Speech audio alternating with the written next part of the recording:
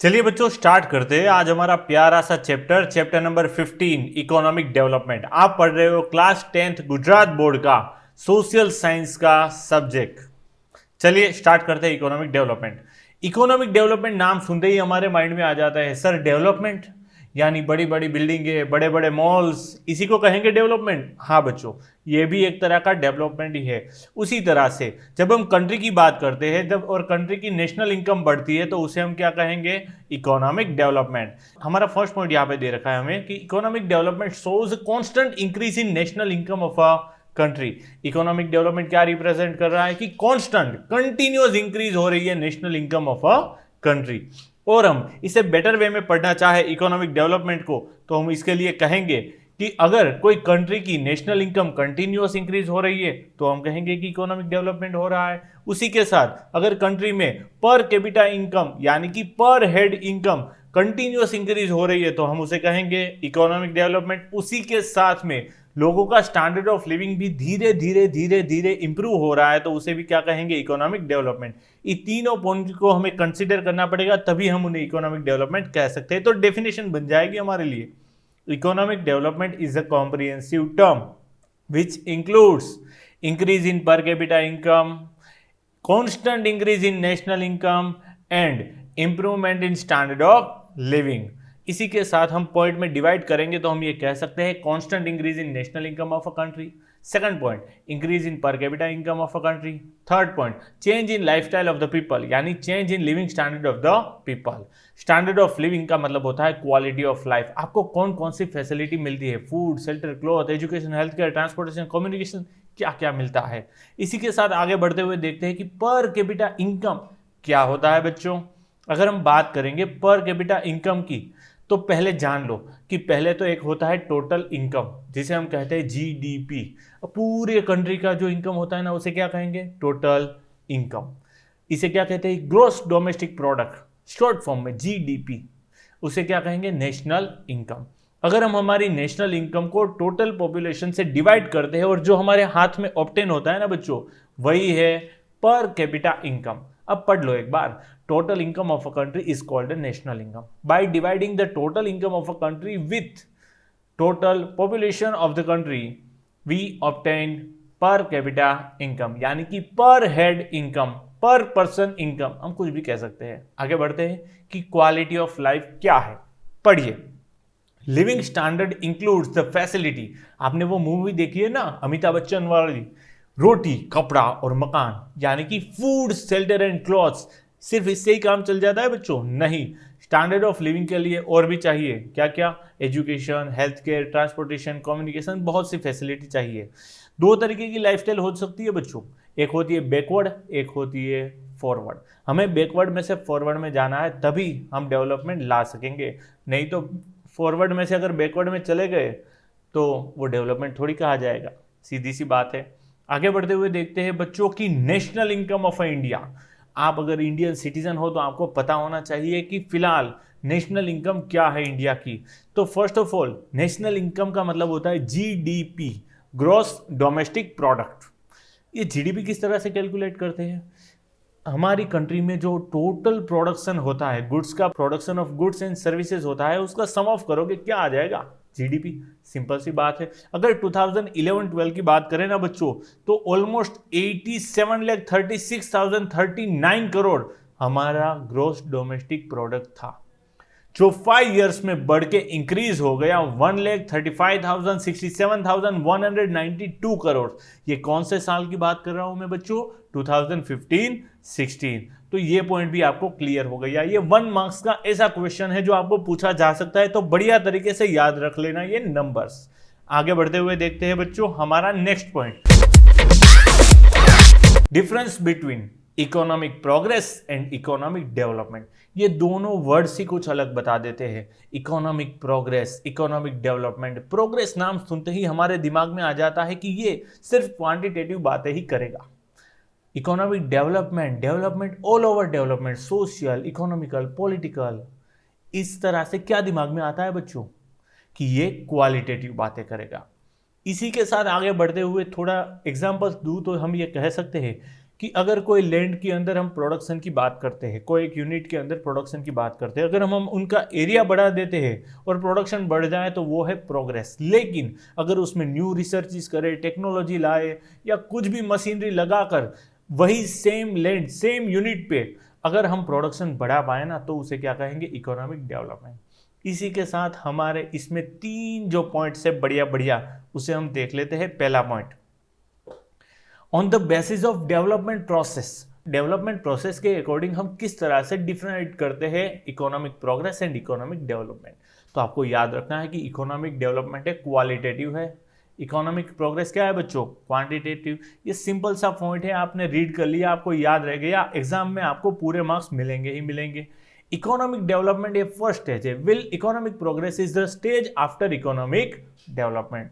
ये बातें हो गई। अब आगे बढ़ते हैं सेकंड पॉइंट पे, according to changes taking place in economy, यानी इकोनॉमी में जो चेंजेस हो रहे हैं उसके बेसिस पे हम बात करेंगे। तो यहाँ पे बात करेंगे कि अगर हमने न्यू रिसर्चेस किए, टेक्नोलॉजिकल एडवांटेज लिए और प्रोडक्शन इंक्रीज हुआ, तो वो है इकोनॉमिक डेवलपमेंट।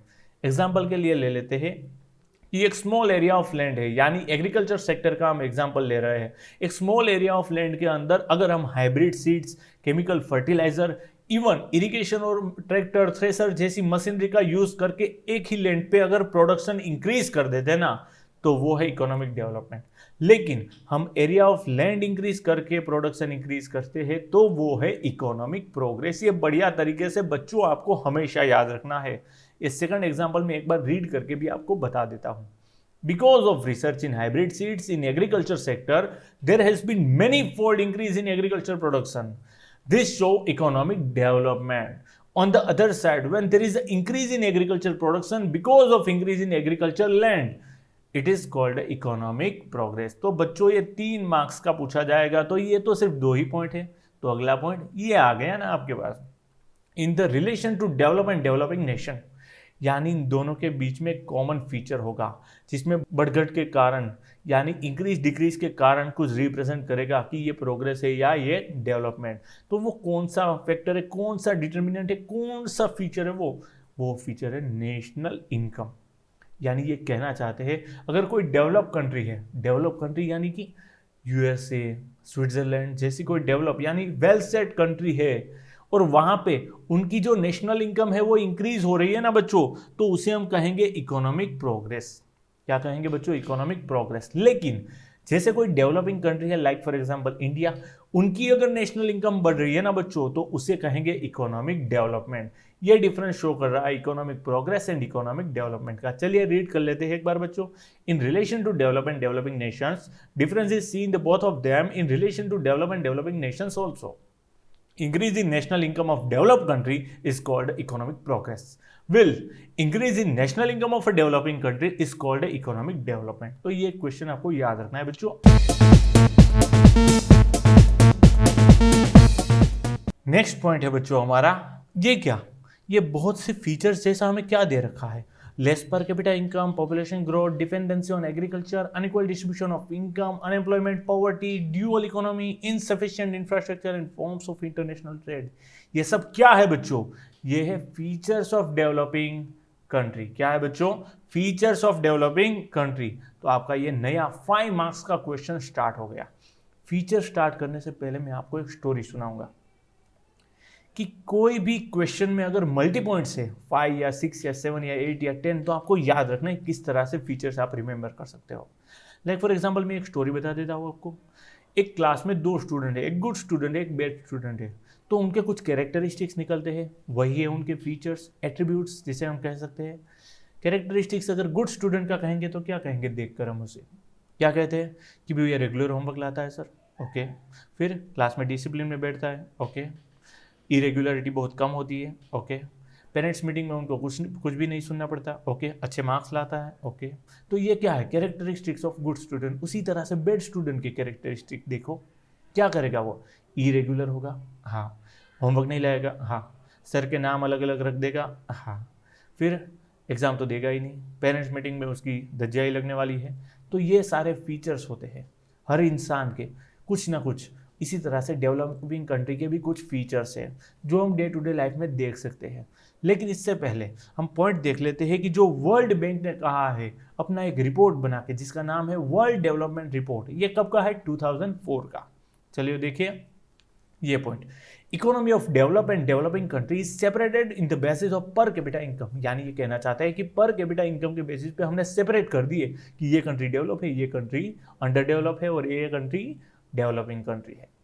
लेकिन ये कितना क्राइटेरिया है? ये यूएस डॉलर में है बच्चों, 735 से अगर पर कैपिटा इनकम किसी की कम है तो उसे किस में गिना जाएगा? डेवलपिंग नेशन में, डेवलपिंग इकोनॉमी में उसे कैटेगराइज किया जाएगा, और उससे ज्यादा है तो वो डेवलप नेशन। चलिए आगे बढ़ते हैं बच्चों कि इन पॉइंट्स को हम डिटेल में पढ़ेंगे। लेस पर capita income, population growth, dependency on agriculture, unequal distribution of income, unemployment, poverty, dual economy, insufficient infrastructure and finally forms of international trade. 5 marks का ये बहुत ही इंपॉर्टेंट क्वेश्चन है, तो बच्चों ये ध्यान रखना है आपको कि पूरा क्वेश्चन आपको अच्छे से आ जाए। आगे बढ़ते हैं, इसको डिटेल में ले लेते हैं। Features of developing country. First point है हमारा लेस पर कैपिटा इनकम। पर कैपिटा इनकम क्यों लो है हमारी? अगर कंट्री की नेशनल इनकम लो है, उसे डिवाइड करते हो टोटल पॉपुलेशन से, तो पर कैपिटा इनकम भी कितनी आएगी बच्चों? लो। इवन हम ये भी कह सकते हैं कि हमारी कंट्री यानी कि डेवलपिंग कंट्री में पॉपुलेशन ग्रोथ क्या होता है बच्चों? बहुत ज्यादा, इसीलिए पर कैपिटा इनकम क्या आ जाती है? लो। और साथ में ही पर कैपिटा इनकम लो होने के कारण लोगों का लिविंग स्टैंडर्ड भी कितना होता है? बहुत ही बच्चों लो। इसीलिए हम कहते हैं कि हमारी कंट्री में ऑलमोस्ट 260 मिलियन यानी कि 26 करोड़ पीपल कैसे है? पुअर है। सेकंड पॉइंट है बच्चों हमारा पॉपुलेशन ग्रोथ। पॉपुलेशन ग्रोथ का मतलब क्या होता है कि प्रोडक्शन हम बढ़ा देते हैं बच्चों का।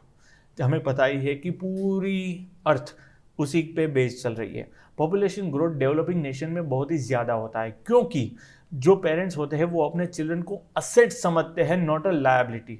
लायबिलिटी का मतलब होता है रिस्पॉन्सिबिलिटी नहीं समझते, इनकम समझते हैं। जैसे ही कोई मिडिल क्लास हो गया, या तो हम कहेंगे कि ऐसा लेबर के रूप में वर्क करने वाले कोई भी पर्सन हो, तो वो अपने चिल्ड्रंस को क्या समझते हैं? असेट समझते हैं कि भी 5 पर्सन हो गए, मीन्स कि 5 चिल्ड्रन हो गए तो 5 पीपल अर्निंग करके आएंगे तो बहुत पैसा घर में आएगा। लेकिन वो ये नहीं सोचते कि फिलहाल उस पर कितने रिसोर्सेज यूज हो जाएंगे। हम हमारे टॉपिक पे आ जाते हैं, ये थोड़ा बाहर का हो गया। पॉपुलेशन ग्रोथ डेवलपिंग नेशन में कैसा होता है? बहुत ही ज़्यादा।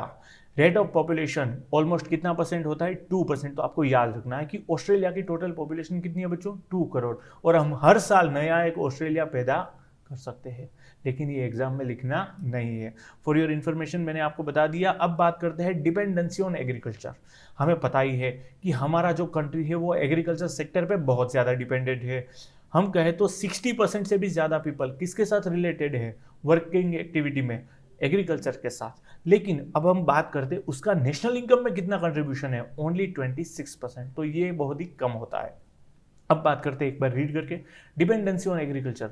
मेन ऑक्यूपेशन अगर बात करोगे डेवलपिंग कंट्री का तो वो क्या होगा? एग्रीकल्चर। मोर देन 60% पीपल किसके साथ एंगेज होंगे? एग्रीकल्चर और उसके साथ रिलेटेड एक्टिविटी में।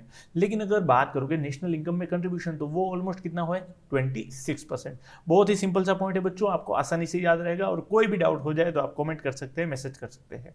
आगे बढ़ते हैं बच्चों, अनइक्वल डिस्ट्रीब्यूशन ऑफ इनकम। ये बहुत से बच्चों को कंफ्यूज कर देता है question. Unequal distribution of income क्या है बच्चों? यानी कि ये कह रहे हैं रिच ज़्यादा रिच है और पुअर ज़्यादा पुअर। इतना ही रिप्रेजेंट कर रहे हैं कि अनइक्वल डिस्ट्रीब्यूशन ऑफ इनकम से, कि रिच लोगों की इनकम ज़्यादा है, पुअर लोगों की इनकम कम है।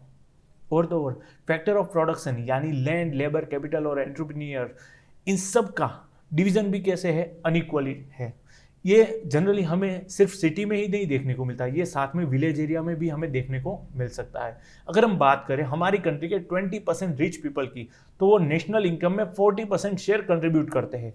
उसी के साथ अगर पुअरेस्ट 20% की बात करोगे तो वो नेशनल इनकम में सिर्फ 10% ही कंट्रीब्यूट कर पाते हैं। तो इससे आपको पता चलता है बच्चों कि इनकम एंड प्रॉपर्टी सिर्फ किसके हाथ में है? रिच लोगों के हाथ में। डेवलपिंग नेशन में, डेवलपिंग इकोनॉमी में रिच पीपल के हाथ में ही सारी इनकम और प्रॉपर्टी कॉन्सेंट्रेट कर दी गई है। कॉन्सेंट्रेट का मतलब होता है एक ही जगह पे सारी प्रॉपर्टी हो जाना। आगे बढ़ते हुए देखते हैं बच्चों हमारा पॉइंट नंबर 5। ये बढ़िया सा पॉइंट है, अनएम्प्लॉयमेंट। अनएम्प्लॉयमेंट किसे कहते हैं बच्चे? जो काम नहीं करते उसे अनएम्प्लॉयमेंट कहते हैं? नहीं, उनकी कुछ प्रॉपर डेफिनेशन है। फॉर एग्जांपल हम कहना चाहें कि अगर वर्क करने की विलिंगनेस है, मार्केट वेजेस के अकॉर्डिंग वर्क करने के लिए रेडी भी है, वर्क फाइंड आउट भी करता है, लेकिन वर्क नहीं मिलता, तभी हम उसे क्या कहेंगे बच्चों? अनएम्प्लॉयमेंट कहेंगे। आप घर पे बैठे हो, आप सिर्फ पढ़ते लिखते हो, आप कमाते नहीं हो, तो आपको हम कह दें अनएम्प्लॉयमेंट? नहीं कह सकते बच्चों। बहुत से टाइप के अनएम्प्लॉयमेंट होते हैं। लाइक फॉर एग्जाम्पल कहें सीजनल अनएम्प्लॉयमेंट, फिर कहेंगे एग्रीकल्चर यानी कि हिडन अनएम्प्लॉयमेंट, फिर कहेंगे इंडस्ट्रियल अनएम्प्लॉयमेंट, फिर कहेंगे स्ट्रक्चरल अनएम्प्लॉयमेंट। बहुत से टाइप के अनएम्प्लॉयमेंट है जो आपको आगे के चैप्टर्स में पढ़ने हैं। लेकिन हम बात करें फीचर्स ऑफ डेवलपिंग इकोनॉमी, तो हम अनएम्प्लॉयमेंट को किस तरह से कंसीडर करेंगे? अनएम्प्लॉयमेंट भी एक इंपॉर्टेंट फीचर है डेवलपिंग कंट्री का, क्योंकि जो ये टोटल लेबर होते हैं ना, टोटल वर्किंग पीपल होते हैं ना, तो उसमें से 3% पीपल कैसे होते हैं कंट्री में? अनएम्प्लॉयड होते हैं। तो उनका कंट्रीब्यूशन हमारा उतना कम हो जाता है। लाइक फॉर एग्जांपल हम कहेंगे सीजनल अनएम्प्लॉयमेंट। सीजनल अनएम्प्लॉयमेंट पता है ना बच्चों, जो साल में अलग अलग सीजन के अकॉर्डिंग वर्क करते हैं। यानी कि जैसे रेनी सीजन है तो कौन वर्क नहीं कर पाएगा बच्चों? कैजुअल लेबर्स, जो कंस्ट्रक्शन वर्कर्स। इसी के साथ आगे बढ़ते हुए देखते हैं बच्चों हमारा नेक्स्ट पॉइंट, जो कि है पॉवर्टी। पॉवर्टी का मतलब होता है गरीबी। इंदिरा गांधी कहती थी गरीबी हटाओ, फिर किसी ने कहा था गरीबों को हटाओ। ये सब अलग अलग पॉलिटिकल बातें हैं जो हमें याद नहीं करनी चाहिए। पॉवर्टी हम किसे कहते हैं? जैसे food, shelter, cloth, education, health care जैसी बेसिक फैसिलिटी भी नहीं अवेलेबल होती, उसे क्या कहेंगे हम? Poor people. और उनका रेशियो निकालोगे कंट्री में तो वो हो जाएंगे पॉवर्टी। मैंने अभी आपको बताया ऑलमोस्ट 260 मिलियन यानी कि 26 करोड़ पीपल इंडिया में क्या है? पुअर है। तो ये बहुत ही बुरी बात है। ऑलमोस्ट 1/3 पार्ट इंडिया का पुअर्टी के अंडर में आता है। चलिए देखते हैं पॉइंट क्या कहना चाहता है। Poverty is also features of developing economy. Developing economy का सबसे इंपॉर्टेंट फीचर है पॉवर्टी, क्योंकि लोगों के पास इनकम ही नहीं होगी तो टैक्स कहाँ से देंगे, फिर उनका सर्वाइवल कैसे होगा? ये कौन से पीपल होते हैं? तो people who are not able to satisfy their primary necessity like food, shelter, cloth, education and health care, उसे हम क्या कहेंगे? पुअर। डेवलपिंग कंट्री की बात करेंगे तो ऑलमोस्ट 1/3 पार्ट पॉवर्टी के अंडर में आता है उनका। आगे बढ़ते हैं बच्चों, हमारा नेक्स्ट पॉइंट ले लेते हैं ड्यूअल इकोनॉमी। सबसे मजेदार पॉइंट है ड्यूअल इकोनॉमी। ड्यूअल इकोनॉमी क्या है बच्चों? ड्यूअल इकोनॉमी का मतलब होता है मिक्स सिस्टम। ये किस तरह की मिक्स सिस्टम है बच्चों? जैसे हम कहेंगे कि like for example agriculture sector का एग्जांपल ले लेते हैं, तो एक एरिया ऑफ लैंड ऐसी होगी जहाँ पे बैकवर्ड फार्मिंग होगी, ओल्ड मशीनरी होगी, इवन हम कहेंगे ऑर्थोडॉक्स सोशल स्ट्रक्चर होगा, इवन हम कहेंगे कि वहाँ पे कोई इरिगेशन की फैसिलिटी नहीं है। लेकिन उसी के साइड में दूसरी साइड की फार्मिंग देखते हैं तो हम कहेंगे कि भाई वहाँ पे मॉडर्न टेक्निक्स है, इरिगेशन की फैसिलिटी है, केमिकल फर्टिलाइजर है, हाइब्रिड सीड्स का यूज़ करके प्रोडक्शन बढ़ा रहे हैं। तो ये दिखा रहा है एक साइड बैकवर्ड और एक साइड फॉरवर्ड। तो ये है ड्यूअल इकोनॉमी। इसी तरह हम कह सकते हैं कि old machinery, Orthodox social structure, एक जो विलेज एरिया में जो ऑर्थोडॉक्स सोशल स्ट्रक्चर है, मार्केट की जो जूनी रूढ़ी है, एक वो है। और हम अदर साइड हम ये कह सकते हैं मॉडर्न लाइफस्टाइल है, मॉडर्न लाइफस्टाइल है, वेस्टर्न कल्चर है। तो ये क्या रिप्रेजेंट कर रहा है बच्चों? Dual economy. अब पढ़ के देख लेते हैं बच्चों कि आपके लिए पॉइंट क्या कहना चाहता है। The economy of developing country is based on dual और मिक्स सिस्टम, यानी कि मिक्स सिस्टम की बात कर रहे हैं। एक साइड बैकवर्ड फार्मिंग है, ओल्ड मशीनरी है, ऑर्थोडॉक्स सोशल स्ट्रक्चर है और कम प्रोडक्शन है यानी लेस प्रोडक्शन है विलेज में। और दूसरी साइड अगर हम सिटी एरिया की बात करते हैं तो हमें पता चलेगा कि modern industry, new production process, modern implementation करने के लिए modern equipment, even modern lifestyle, luxurious lifestyle, elite lifestyle हम ये कह सकते हैं। तो ये क्या है बच्चों? Dual economy. आगे बढ़ते हुए बच्चों एक और पॉइंट देख लेते हैं, इनसफिशिएंट इंफ्रास्ट्रक्चर फैसिलिटी। कोई भी कंट्री डेवलप है या अंडर डेवलप है, ये उनके इंफ्रास्ट्रक्चर पे बेस होता है। अगर ये इनसफिशिएंट है तो इंडस्ट्रीज प्रॉपरली ग्रो नहीं कर पाती। कौन कौन सी फैसिलिटी आती है इंफ्रास्ट्रक्चर में? लाइक फॉर एग्जांपल एजुकेशन कहेंगे हम, ट्रांसपोर्टेशन कहेंगे, कम्युनिकेशन, इलेक्ट्रिसिटी, हेल्थ फैसिलिटी और बैंकिंग, ये सारी इंफ्रास्ट्रक्चर फैसिलिटी है। अगर ये डेवलपिंग कंट्री में कम है यानी कि लैक ऑफ इंफ्रास्ट्रक्चर फैसिलिटी है, तो ये एक हिंडर है, एक एरर है डेवलपमेंट ऑफ नेशन। तो ये डेवलपमेंट होने नहीं देता।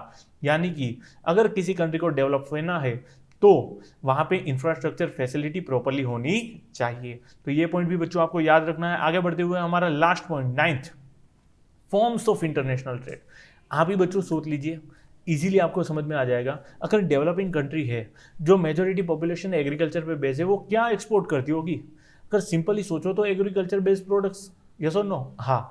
लेकिन अगर वो इंपोर्ट क्या करती है बच्चों? Modern equipment, tools, machinery. तो ये प्राइस लेवल देखो तो बहुत चेंजेस होता रहता है। इसी के बेसिस पे हमारा इंडियन रुपीज और डॉलर में बहुत ही ज्यादा डिफरेंस है, नहीं तो ऐसा नहीं होता कि 1 rupees is equal to $10। Yes और नो? सिंपल सी बात है, आप देख लेते हैं ये क्या कहना चाहते हैं। Forms of international trade, the structure of foreign trade off developing country in different, this country mainly export agriculture based product, यानी कहा ना मैंने, जैसे डेवलपिंग कंट्री है वो क्या करती है, मेनली एग्रीकल्चर बेस्ड प्रोडक्ट क्या करती है, एक्सपोर्ट करती है, और farm products as well as mineral ores यानी रॉ मटेरियल एक्सपोर्ट कर देती है। This type of products less demand and low rate, ये एक्सपोर्ट करेगी, उसकी प्राइस क्या होगी, लो होगी as compare to modern equipment and machinery. Will import includes industrial product and machinery. आपको अच्छे से समझ में आ गया बच्चों? अब हमारा नेक्स्ट पॉइंट ले लेते हैं। क्या कहना चाहता है? इतिहास का सबसे इजी क्वेश्चन, मुझे पता है बच्चों ये इकोनॉमिक्स है, लेकिन ये पूरे सोशल साइंस का सबसे इजी क्वेश्चन है, economic and non economic activity. Economic activity कैसे कहेंगे? कोई भी एक्टिविटी जिसके बदले में हमें पैसा चाहिए तो वो है इकोनॉमिक एक्टिविटी। कोई भी एक्टिविटी हम फ्री में कर देते हैं तो वो है non economic activity. Like for example कह दूं तो जब एग्जाम का टाइम होता है और जब टीचर्स कहते हैं कि भाई मेरी बुक चाहिए मुझे कंप्लीट, तुम बच्चों को कल तक करके लानी है, तो और आप नहीं कर पाते तो अपनी फ्रेंड को दे देते हो कि भैया मेरी बुक लिख देना भाई, तो ये है नॉन इकोनॉमिक एक्टिविटी। वो क्यों लिखते हैं आपकी बुक? क्योंकि उसे आपसे लव है। लव ये वो वाला लव नहीं है बच्चों, सिंपैथी है, अट्रैक्शन है, अफेक्शन है, हॉबी है, सोशल सर्विस है, कुछ भी हो सकता है। अब हम हमारे टॉपिक पे आ जाते हैं, economic and non economic activity. अगर हम बात करेंगे इकोनॉमिक एक्टिविटी की तो सिंपली इतना समझ लेना है कि कोई भी वर्क के बदले में, यानी कोई भी एक्टिविटी के बदले में अगर हम अर्निंग कर रहे हैं या तो स्पेंडिंग कर रहे हैं money of exchange for goods and services, यानी कमोडिटी और सर्विसेज, तो उसे क्या कहेंगे, इकोनॉमिक एक्टिविटी। कोई भी काम के बदले में आपको पैसा चाहिए तो वो इकोनॉमिक एक्टिविटी है। Simple. Economic activity means earning और spending money for the exchange of commodities और services is known as a economic activity. Example के लिए ले लेते हैं कि फार्मर फार्मिंग करता है, क्रॉप्स प्रोड्यूस करता है, सेल करता है, पैसे कमाता है, क्या करता है वो, इकोनॉमिक एक्टिविटी। एक बिजनेसमैन है, बिजनेस कर रहा है, पैसे कमा रहा है, इकोनॉमिक एक्टिविटी। एक आर्टिसन है, कोई प्रोडक्ट बना देता है, आर्ट करता है, सेल करता है, पैसे अर्न करता है, इकोनॉमिक एक्टिविटी। टीचर्स है, अपने स्टूडेंट्स को पढ़ाते हैं, फीस चार्ज करते हैं, क्या है बच्चों, इकोनॉमिक एक्टिविटी। अगर एक डॉक्टर है, अपने पेशेंट को चेक करता है, उससे फीस चार्ज करता है, तो वो क्या है, इकोनॉमिक एक्टिविटी। तो ये सिंपल ही समझ में आ गया कि भाई पैसों का खेल है भाई, तो उसे क्या कहेंगे, इकोनॉमिक एक्टिविटी। कोई भी एक्टिविटी के बदले में अगर मनी आप अर्न कर रहे हो या स्पेंड कर रहे हो गुड्स और सर्विसेज के एक्सचेंज में, तो उसे क्या कहेंगे, इकोनॉमिक एक्टिविटी। अब हम बात करते हैं नॉन इकोनॉमिक एक्टिविटी। आप ये बहुत सारी करते हो नॉन इकोनॉमिक एक्टिविटी। मार्केट में नई सिल्क आ गई, दे दो किसी को, बबली आ गई, दे दो किसी को। ये सारी नॉन इकोनॉमिक एक्टिविटी आप सब करते हो, लेकिन मैं आपके घर वालों को बताऊंगा नहीं, क्योंकि मैं यहाँ हूँ आप वहाँ हूँ। चलिए स्टार्ट करते हैं नॉन इकोनॉमिक एक्टिविटी। कोई भी ऐसी एक्टिविटी जिसका एम नहीं है कि ऑब्टेन अर्निंग करे, यानी ऑब्टेन करे इनकम, यानी reciprocate something indirectly are called non economic activity. यानी हमें कुछ भी डायरेक्टली इनडायरेक्टली चाहिए ही नहीं, तो उसे हम क्या कहेंगे, नॉन इकोनॉमिक एक्टिविटी। कोई भी वर्क के बदले में हमें कुछ भी नहीं चाहिए, यानी कोई भी अर्निंग मॉनेटरी इनकम नहीं चाहिए, तो उसे क्या कहेंगे बच्चों, नॉन इकोनॉमिक एक्टिविटी। मॉनेटरी का मतलब होता है मनी रिलेटेड। आगे बढ़ते हैं बच्चों, एग्जाम्पल ले लेते हैं। सपोज कि कोई टीचर है, वो अपने ओन चिल्ड्रन को पढ़ा रहा है, तो उससे थोड़ी कहेगा कि मैंने 2 घंटे पढ़ाया तो लाओ मुझे 500 दे दो। यस और नो? सिंपल सी बात है, क्योंकि वो अपने चिल्ड्रन से लव करता है, उसे अट्रैक्शन है, इसीलिए वो पढ़ा रहा है, तो ये है नॉन इकोनॉमिक एक्टिविटी। इसी तरह से एग्जाम्पल ले लेते हैं कि कोई डॉक्टर है, उनकी वाइफ को हेडिक है, तो अगर वो उसे ट्रीट करता है, चेक करता है और अब मेडिसिन दे देता है, तो थोड़ी कहेगा कि लाओ मेरी 1200 फीस है, नहीं कहेगा ना, नहीं तो वाइफ तो धुलाई कर देगी। तो ये है नॉन इकोनॉमिक एक्टिविटी। उसे अपने वाइफ से या तो लव हो सकता है या तो फियर भी हो सकता है, अलग अलग सिचुएशन होती है बच्चों। आप अपने पेरेंट्स से भी कभी कभार पूछ लिया करो क्या सिचुएशन रहती है। तो ये है नॉन इकोनॉमिक एक्टिविटी। सिंपल सी बात है। आगे बढ़ते हैं, मजेदार सा क्वेश्चन, एक और नया पॉइंट लेकर आ रहा है।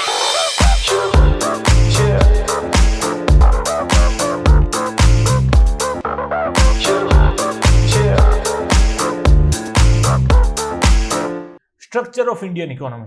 बहुत से बच्चे गलतियां कर देते हैं ये क्वेश्चन में। क्वेश्चन इतना इजी होता है, एग्जाम में पूछा जाता है स्ट्रक्चर ऑफ इंडियन इकोनॉमी, लेकिन वो लिख नहीं पाते। क्यों? क्योंकि वो भूल जाते हैं कौन से पॉइंट इसमें लिखने हैं। बाकी क्वेश्चन का आंसर देख के लगता है ओ सर ये मुझे आता ही था, पूरा का पूरा आता था। ये हर बार लगता है बच्चों। दिखाता हूं मैं आपको। Various occupation and economic activity are classify in 3 section, यानी कह रहे हैं कि ऑक्यूपेशन और इकोनॉमिक की एक्टिविटी के बेसिस पे हमने क्लासिफाई किया है 3 सेक्शंस में इंडियन इकोनॉमी। कौन कौन से?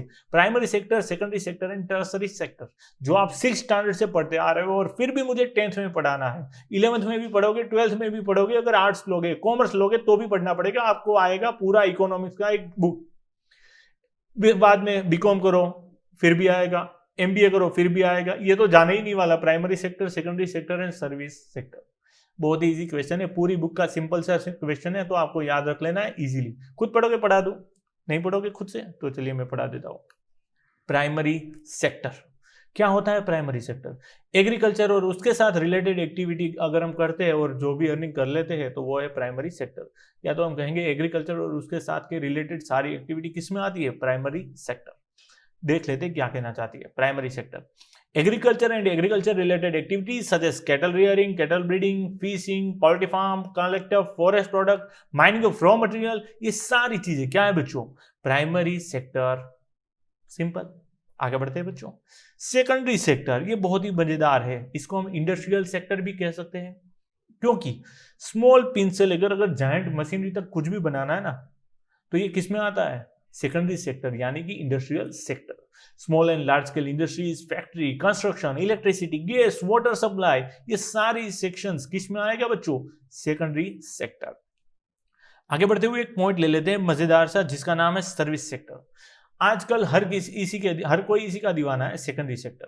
क्यों? किस तरह से? अगर आपको किसी को फोन करना है प्यारा सा, कम्युनिकेशन, ये भी क्या है बच्चों? एक सर्विस ही है। अगर आपको मूवी देखने जाना है, एंटरटेनमेंट, क्या है बच्चों? ये भी एक सर्विस ही है। अगर आपको पढ़ लिख कर आगे बढ़ना है, एजुकेशन, ये भी क्या है बच्चों? एक सर्विसेज है। अगर आपको मरने से डर लगता है और आपको चाहिए इंश्योरेंस, ये भी क्या है बच्चों? एक सर्विस ही है। अगर आप थक गए हो यहाँ पे लॉकडाउन में बैठे बैठे और आपको घूमने जाना है, तो टूरिज्म भी क्या है बच्चों? Service sector. चलिए देख लेते हैं। Services like trade, communication, Airways, waterways, education, health, banking and insurance, tourism, entertainment, ये सारे सेक्टर्स इसी में आते हैं बच्चों, सर्विस सेक्टर। इजीली आपको याद रह जाएगा और इजीली आपको इसके मार्क्स मिल सकते हैं। ये मुझे पढ़ाना ही नहीं चाहिए, 6 स्टैंडर्ड से पढ़ते आ रहे हो, और कुछ बच्चे तो ऐसे इसको देखते ही नहीं है, बहुत बोरिंग लगता है जिस किसी को, तो उसका इंटरेस्ट मैं क्रिएट कर दूंगा। तो पढ़ते रहिए मेरे साथ और देखते रहिए वीडियो। इसी के साथ हमारा आज का ये टॉपिक यानी कि ये वीडियो खत्म होता है, तो सोचा कि एक शायरी बता दूं आपको, बढ़िया सी है, प्रॉपरली सुनना, आपको बड़ा मजा आ जाएगा। राहत इंदौरी साहब का एक शेर है, इश्क में जीत के आने के लिए काफी हूं, मैं निहत्था ही सारे जमाने के लिए काफी हूं। मेरे बच्चों दिल खोल के तुम मुझे खर्च करो, मैं अकेला ही कमाने के लिए काफी हूं। लेकिन यहाँ पे मैं थोड़ा सा चेंज करके कहूँगा, मेरे बच्चों दिल खोल के तुम पढ़ाई करो, मैं अकेला ही तुम्हें सोशल साइंस पढ़ाने के लिए काफ़ी हूँ। तो मिलते हैं, बाय बाय।